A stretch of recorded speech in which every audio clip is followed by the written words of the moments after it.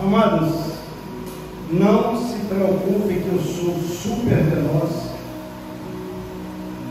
Até meio-dia, 4 horas da tarde, vocês podem ficar tranquilo que a gente já encerrou. Tá, gente? Mas, amados, vamos começar orando. Amém.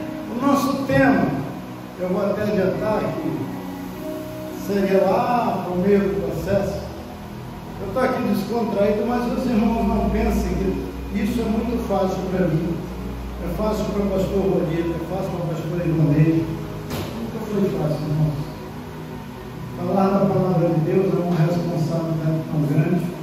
E quando nós oramos dizendo, Senhor, eu quero dizer aquilo que tu disse, a gente tem que ter muito cuidado para dizer aquilo que a gente disse. Realmente quando nós empregamos a nossa regiões mentais para entender a palavra de Deus, verdadeiramente a gente busca a autoridade do Espírito de Deus.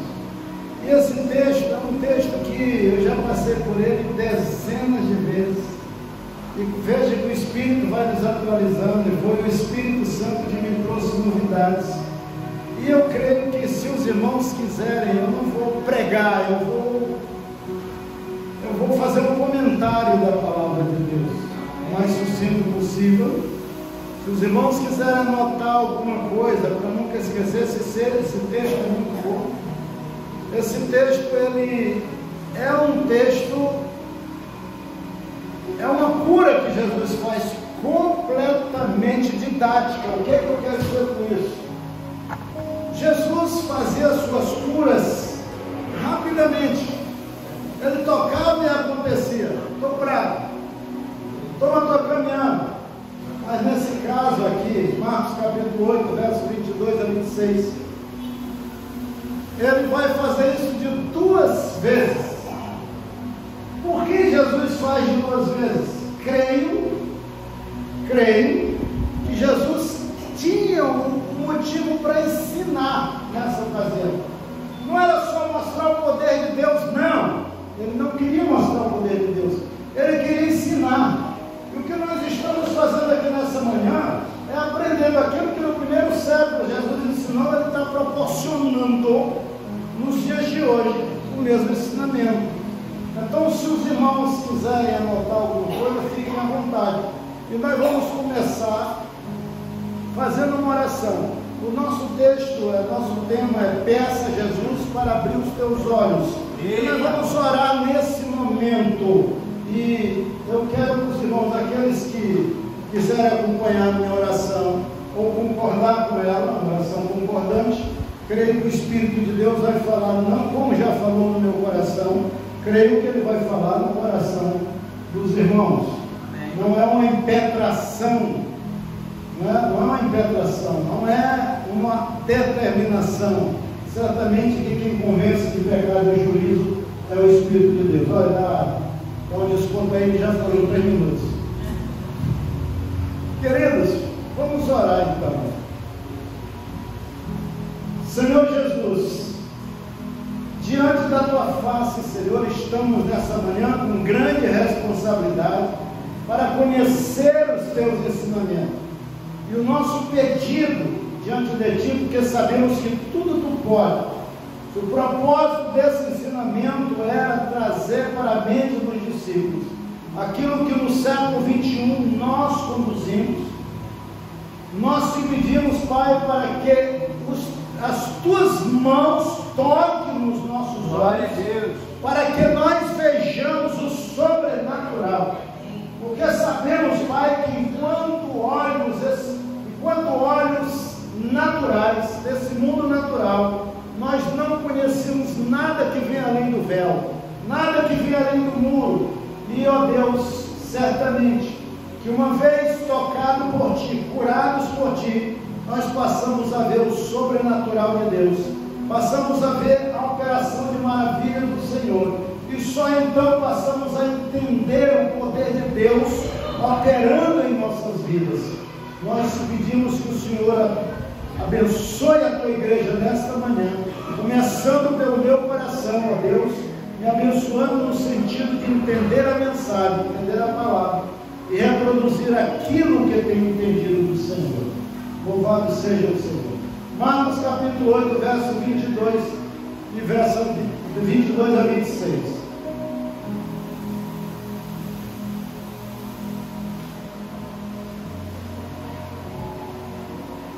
Lá. Os irmãos podem ler comigo. E chegaram a Betsaída. Betsaída era casa de pesca, era a cidade de Felipe, João e Tiago. Quando eles chegaram a Betsaída, algumas pessoas trouxeram um cego à presença de Jesus e rogavam-lhe que o tocassem. Rogavam-lhe que o tocassem. Então ele tomou o cego pela mão e o conduziu para fora da aldeia. Olha, presta atenção a essas passagens. Ele tomou o cego pela mão, conduziu para fora da aldeia. Em seguida, cuspiu-lhe nos olhos dos olhos daquele homem, e lhe impôs as mãos e indagou: vês alguma coisa? Vês alguma coisa? Ao que o homem levanta os olhos e afirma: vejo pessoas, mas elas se parecem com árvores caminhando. Mas mais uma vez, Jesus colocou suas mãos sobre os olhos do homem, e no mesmo instante, tendo sido completamente restaurado, via com clareza e podia discernir todas as coisas. Então Jesus enviou aquele homem para casa, recomendando-lhe: nem sequer no povoado vocês entrem. Veja que na primeira ocasião ele não fez a cura no povoado, ele retirou para fora do povoado, e quando a cura aconteceu, ele disse: nem sequer você retorne ali. Como nós dissemos, meus irmãos,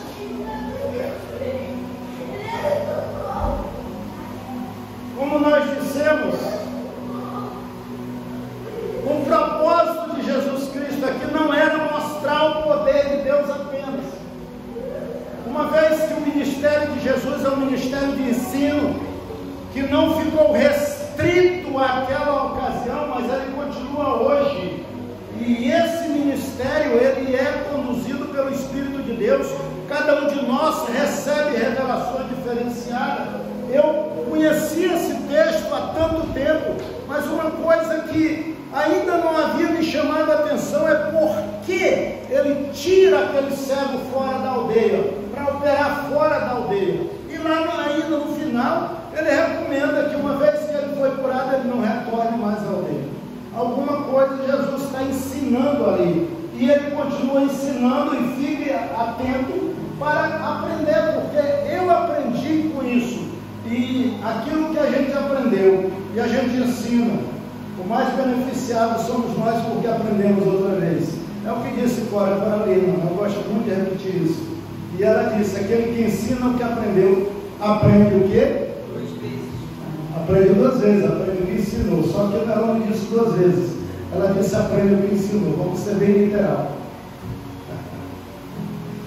Muito bem, irmãos, essa cura é completamente didática. Esse é o único registro de cura. Único. Digam, único registro. Único registro. Guardem isso. É o único registro de cura que Jesus Cristo realiza em duas etapas. Então, a partir daí, por que ele faz em duas etapas? Ele está querendo alguma coisa.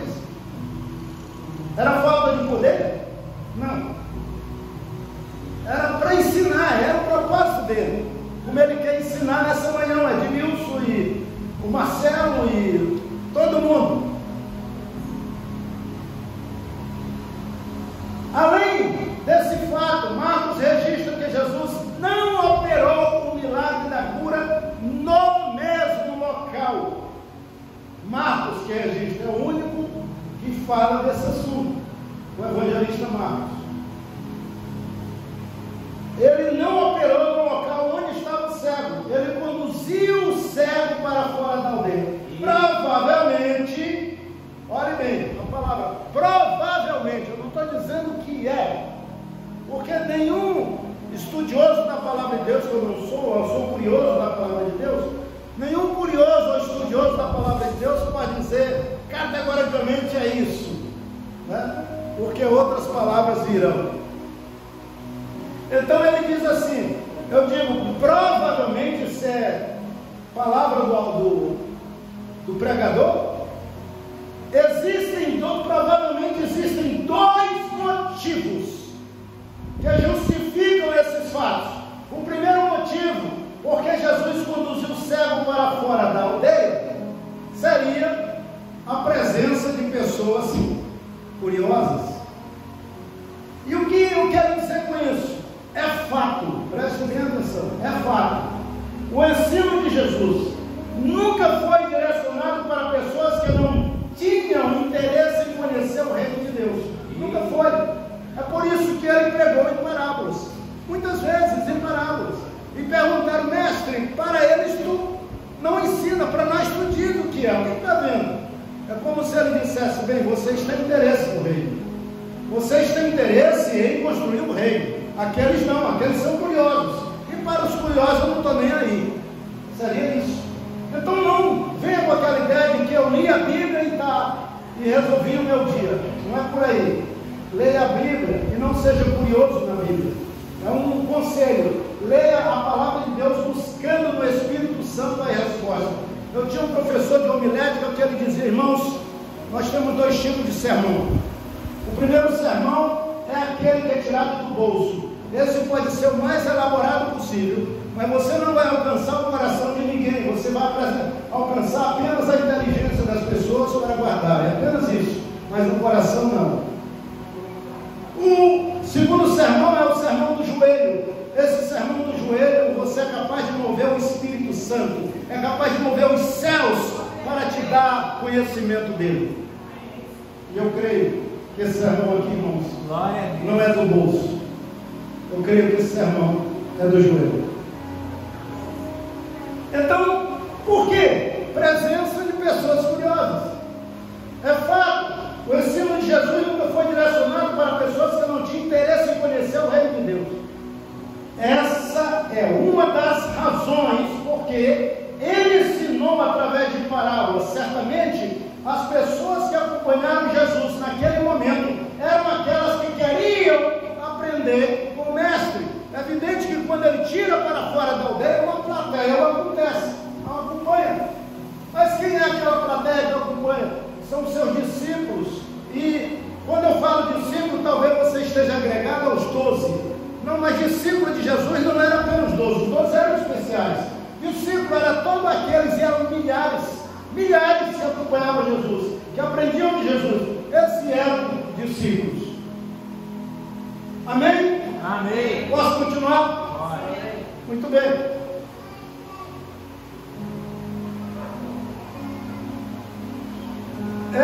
Segundo, aprendemos com esse fato que não é qualquer público. Aprendemos com esse fato de Jesus não operar na aldeia, que não é qualquer público que está pronto para ouvir o Evangelho. Portanto, quando evangelizarmos alguém, sejamos discretos no ambiente que estivermos. Isto para evitar questões sem fundamentos, não perdermos o foco da evangelização para alcançar o coração do ouvinte. Guarde isso. Você não vai aplicar a palavra de Deus em qualquer lugar, porque tem sempre um curioso que tenta te atrapalhar. Paulo passou por isso. Enquanto ele evangelizava o cônsul Paulo, né? Um que levava o nome dele, Sérgio Paulo, havia um cantador que desvirtuava tudo isso, porque ele ouvia a pregação de Paulo. Quando você prega prega num ambiente qualquer, pessoas interferem e o foco do Evangelho se perde. Então não diga, eu prego em qualquer lugar. Cuidado com isso. Pregue onde o Espírito diz, é aqui. Amém? Para alcançar o coração do ouvinte, Jesus citou em certa ocasião, prestem bem atenção no que Jesus disse: não deem o que é sagrado aos cães, nem atirem suas pérolas aos porcos. Mateus capítulo 7, verso 6. O que é que ele quis dizer com isso? Que a palavra de Deus não pode chegar a qualquer coração que não está preparado para recebê-la. Que ela pode ser deturpada, ela pode ser levada por outro caminho. Então entregue a palavra de Deus naquele coração que está ávido. E para isso há um aconselho pessoal. Ore para que Deus mostre a pessoa que precisa ouvir a sua palavra, para que a palavra que você entrega seja pérola para aquela criatura. O mundo dos porcos estão aí, o mundo dos cães estão aí. São eles próprios para receber o que é bom? Evidentemente que não. Nós estamos falando de pessoas. Querido, agora eu quero falar. Vocês entenderam o primeiro motivo? Não dê pérola aos porcos. É isso. Não entregar a palavra de Deus em qualquer lugar, para qualquer pessoa que não está nem aí para ouvir a palavra de Deus. Segundo motivo, porque Jesus curou o cego em duas etapas. O primeiro motivo era porque ele tirou da região. Nós já esclarecemos. O segundo motivo, porque ele curou em duas etapas. Ele poderia ter dito, vai embora, tu está livre. Como disse em várias outras ocasiões.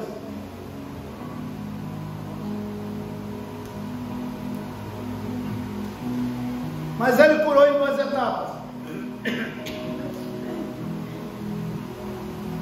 Qual foi esse motivo? Por que Jesus curou em duas etapas? Eu entendo que seria para abrir o entendimento dos discípulos sobre dois aspectos.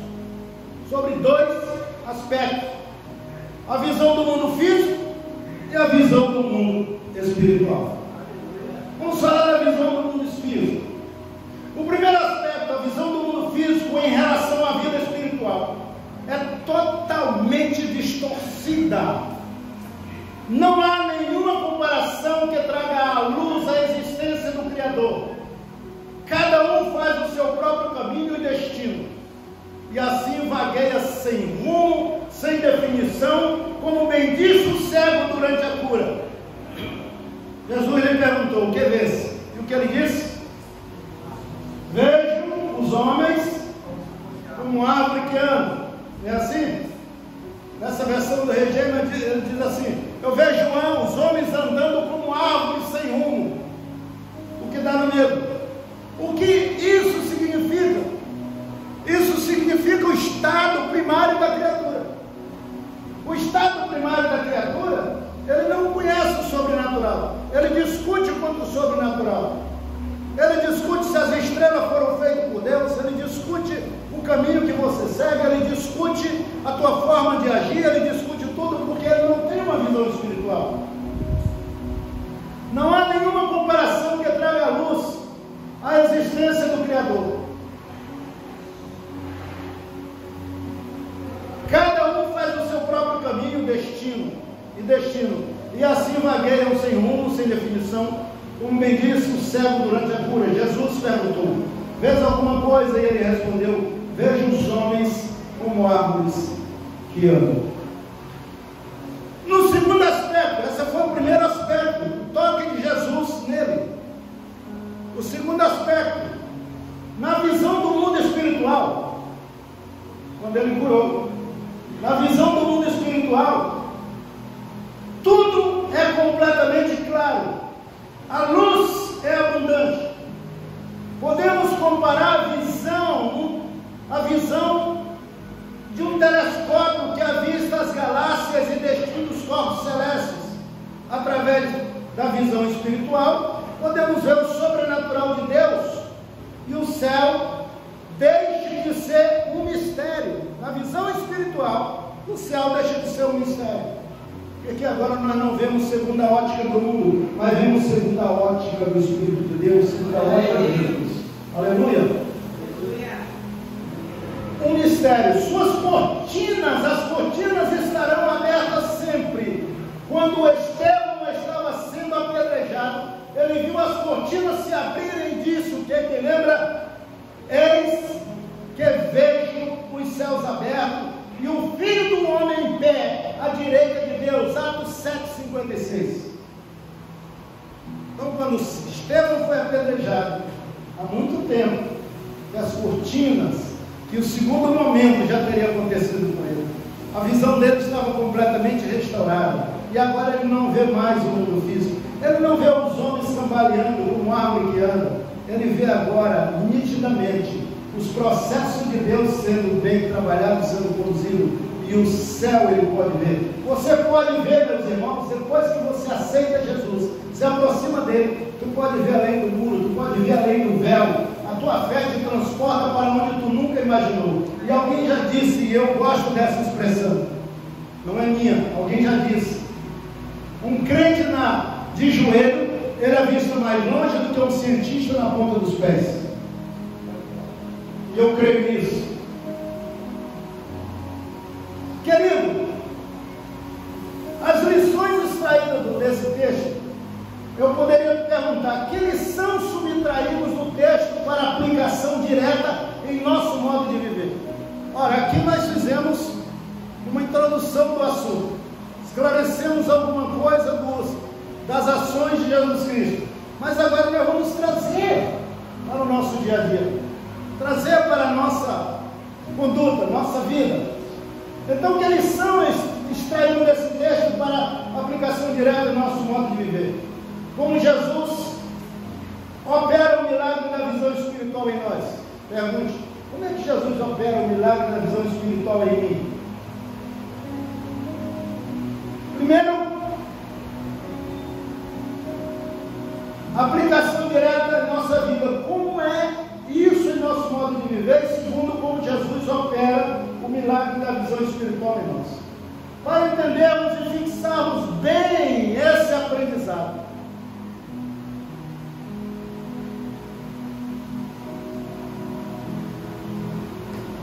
vejamos a ilustração de algum fato ocorrido durante um leilão de antiquários. Os irmãos sabem o que é leilão de antiquários? É um leilão que se reúne tudo que é quinquilharia antiga, né? E promove. Cada peça começa com um valor. E se não houver avanço, ela é arrematada pelo primeiro valor ou pelo segundo. Isso é leilão. Leilão, os irmãos entendem muito, embora aqui não haja pessoas que jogam leilão, né? Havia um leilão de antiquário. Dentre todos os objetos antigos que o leiloeiro ofertando, havia, que o leiloeiro estava ofertando, havia um violino muito antigo, de uma marca que poucos e talvez nenhuma daquela plateia a conhecia. Um raro violino Stradivarius. Eu quero dizer para os irmãos que esse é o violino mais caro do mundo. Ele foi feito a primeira cópia em 1719, mais ou menos. E esse violino hoje alcança o preço de 50 milhões de dólares que ele tem. 50 a 70 milhões de dólares é o preço de um violino Stradivarius. Tá?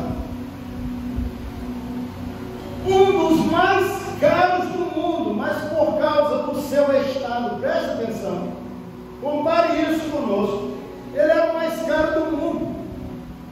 Por que eu estou falando isso? Jesus, numa parábola, diz que vendo uma pérola de grande valor, foi, né? Juntou tudo que tinha para comprar essa pérola. Então, olha só, um dos mais caros do mundo, mas por causa do seu estado físico, ninguém se interessou por ele.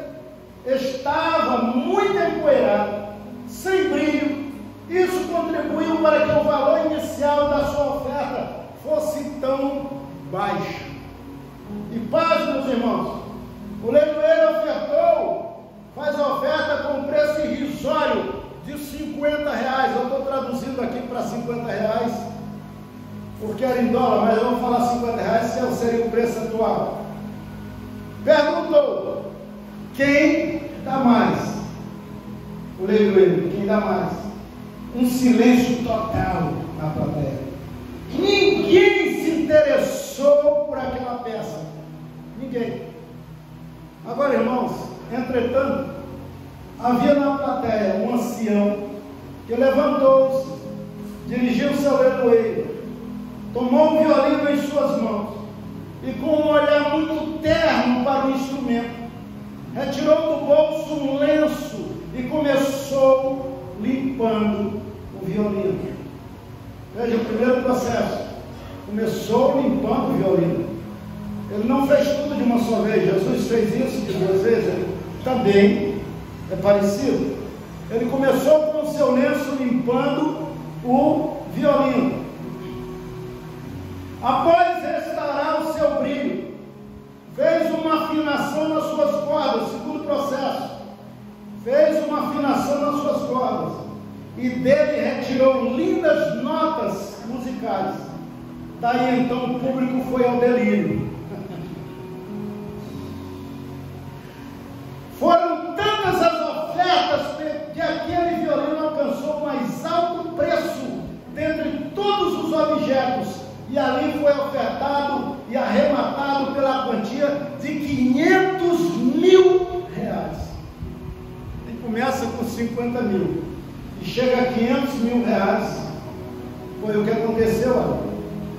Que lição extraímos dessa atitude do mestre com aquele violino? Qual é a lição que tiramos? Em primeiro lugar, no mundo natural, irmãos, a nossa vida é sem brilho, sem esperança, sem uma direção real. Aquele cego que foi curado representa tudo isso em nós. O que somos então? Quanto valemos? Somos mal avaliados todos os dias no mundo em que vivemos. Eis a razão para nos aproximarmos de Jesus e pedirmos sua ajuda, como ele fez com aquele cego. E Jesus em 2 momentos nos limpa, perdoando os nossos pecados e nos dando salvação. Em 2 momentos. Jesus não faz isso de uma só vez. O nosso crescimento é progressivo. Paulo diz que aos convertidos, novo convertido é dado o quê? Leitinho materno.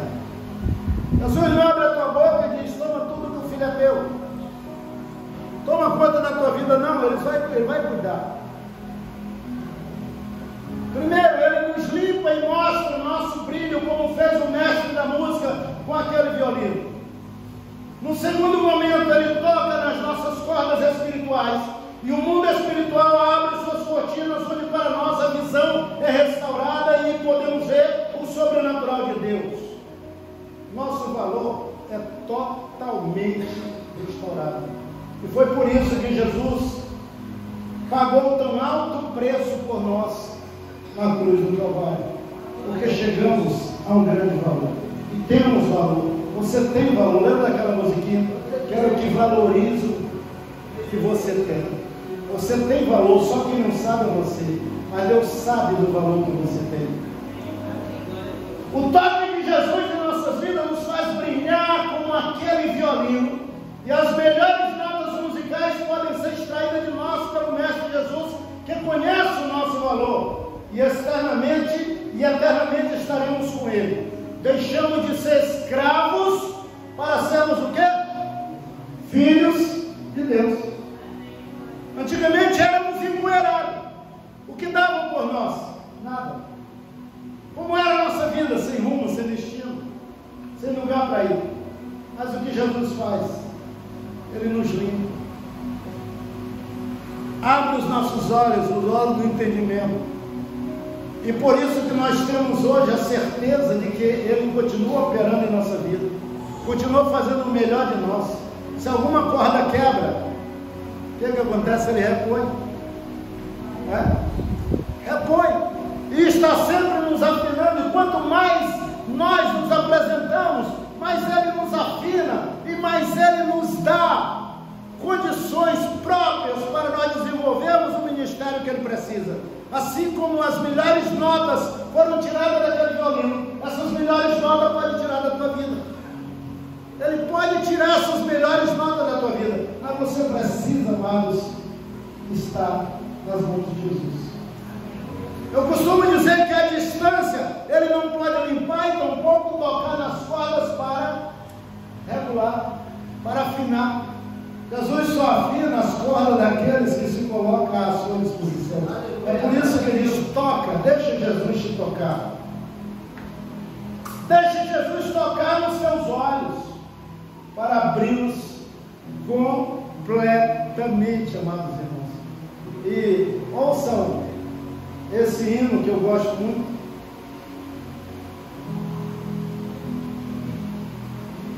Quem souber pode me acompanhar. Algemado por um peso, quão triste eu andei, sentir a mão de Cristo, não sou mais como era, eu sei. Tocou-me, Jesus tocou-me, de paz encheu meu coração, quando o Senhor Jesus me tocou, livrou-me da escuridão. Desde que encontrei a Cristo e senti seu terno amor, tenho achado paz e vida, para sempre cantarei em seu louvor.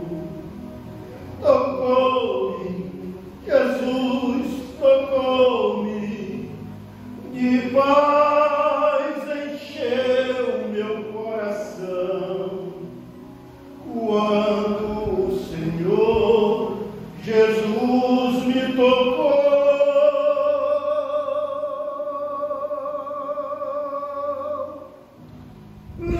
livrou-me da escuridão.